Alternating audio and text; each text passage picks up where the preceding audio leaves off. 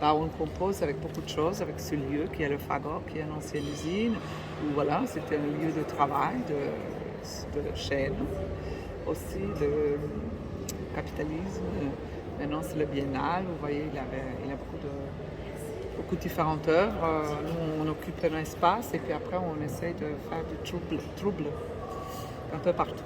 Dans des différents espaces, vous voyez, on occupe aussi l'extérieur du lieu où il n'y a pas des œuvres d'art, sauf cette pièce qui s'appelle Study for the Valeska Guerre Pavillon, donc un futur œuvre voilà, dans laquelle j'essaie de travailler, réunir toutes mes recherches que j'ai faites depuis 2015 autour de cette figure d'avant-garde allemande, Valeska Guerre. Créer le trouble, c'est-à-dire perturber une certaine... Perturber une certaine normalité, un certain rythme, une certaine temporalité, des rapports aussi.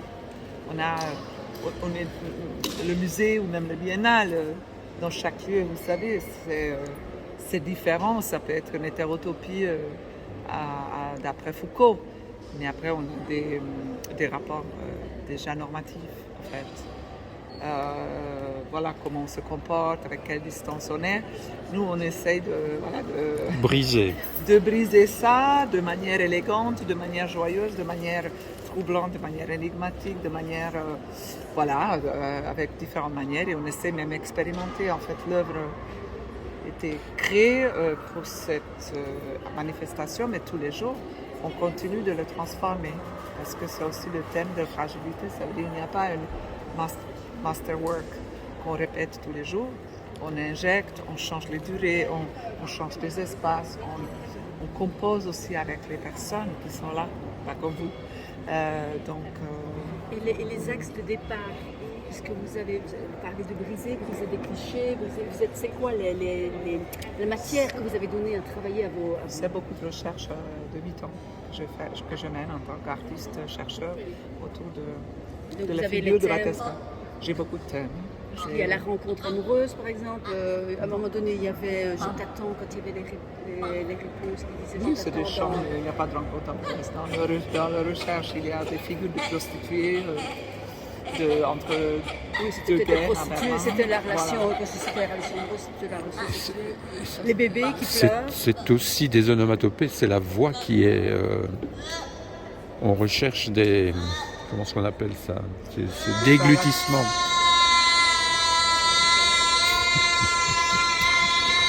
On brise. Oui.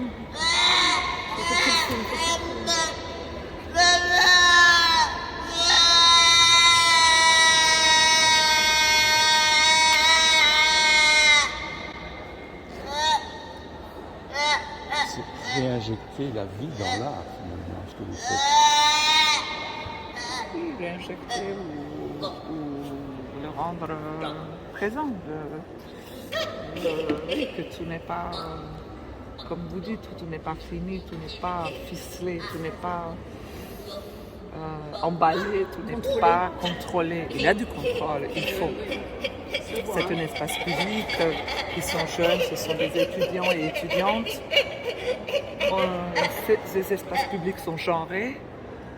Les étudiantes femmes ne vont pas forcément recevoir les mêmes regards, les mêmes comportements que les garçons ou certains d'entre eux. Vous voyez, c'est des espaces.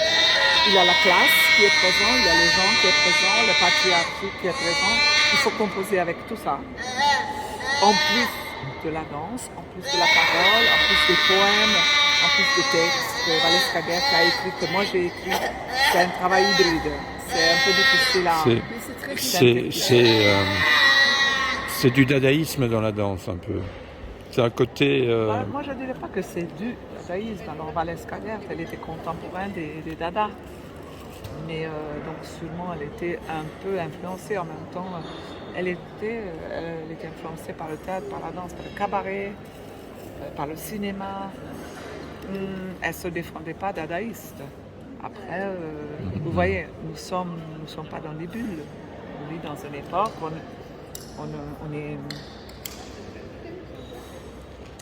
on est influencé par des choses sans forcément qu'on va travailler sur une chose comme ça. Moi, je ne suis même pas influencée par Valeska Guerre. J'ai décidé de travailler sur une figure féminine assez disparue, de l'art, l'histoire de l'art que je considérais très très importante en tant qu'artiste, femme, féministe, danseuse, etc. Elle vous a transformé en tout cas. Elle m'a transformée, je l'ai transformée, on s'est transformés mutuellement, même si elle est morte. Oui, je fais ça je travaille consciemment sur le rapport à l'histoire, très consciemment, depuis plus de 10 ans en fait. Donc oui, c'est pas les premières œuvres que c'est spécifique parce que voilà, je travaille sur certaines choses qui sont d'une certaine époque. Et je vais plus loin, je ne fais pas que revenir des danses ou des expressions de cet artiste qui a commencé son travail en 1900, même avant 1920. Je l'agrandis, je spécule autour, il y a très peu de documents, donc vous voyez, je ne fais pas que revenir l'histoire. L'histoire ne peut pas revenir, comme dit Walter Benjamin, de la même manière comme c'était. Donc, je travaille, j'invente des documents même, j'invente la mémoire car il n'en a pas. Donc je travaille beaucoup sur la fiction, je mélange des choses, je fais des condensations poétiques, j'invente des choses à travers une photo, d'après un titre, j'agrandis des choses. C'est pas de l'hommage, c'est pas du reenactment. C'est une recréation. Non, recréation, il a le re. Il n'a pas de re. S'il n'a pas l'original fixe, complètement documenté, il faut inventer. Création, inspiration. Une inspiration qui vient quand même d'elle, parce que pourquoi est-ce que son nom est là alors? C'est pas qu'une inspiration, c'est plus que ça. J'ai beaucoup fait de recherches et puis je travaille sur le contexte historique d'avant, entre-guerres, et puis surtout dans les années 30. Elle est d'origine juive, donc elle a dû s'arrêter de performer sur scène. Donc elle a créé des cabarets. Donc elle est allée en underground, au propre et figuré. Et puis elle a dû s'exiler. Donc je travaille sur la capacité de l'art à regarder son histoire aussi pendant le nazisme. Que ce soit l'art, la sculpture, le cinéma, la danse. Vous ne voulez pas être emprisonné dans un terme en fait. Vous voulez être très très riche. Je ne veux pas être emprisonné parce que ces termes sont... C'est ce que j'entends quand je vous entends parler. Je peux jouer avec les termes, mais ça ne m'intéresse pas, ça m'intéresse la recherche et puis en fait inventer un rapport, une pratique avec l'histoire qui soit dynamique et qui questionne notre rapport à l'histoire parce qu'on en a toujours. La question c'est lequel. Et oui, c'est une approche très critique d'un côté. Introduire des figures que l'histoire de l'art canonique n'a pas favorisées. Est-ce que parce que c'était femme? Est-ce que c'était parce que, comme par rapport à beaucoup de chorégraphes de son époque, elle n'a pas créé une école, elle n'a pas créé des disciples. On se rappelle des artistes qui ont créé des disciples, qui ont créé des écoles, qui ont créé un style même hégémonique, etc. Vous voyez, c'est toujours des rapports de force et de capitalisme et du pouvoir. Elle n'a pas cherché le pouvoir. Elle a cherché le pouvoir du corps et de l'art et de physicalité, du montage, de mots, de la voix, de langage, de n'importe. Mais elle était beaucoup aussi dans la provocation. Elle venait d'une famille bourgeoise, juive. Après, alors, pendant l'histoire, cette classe sociale de sa famille s'est dégringolée. Mais donc, elle avait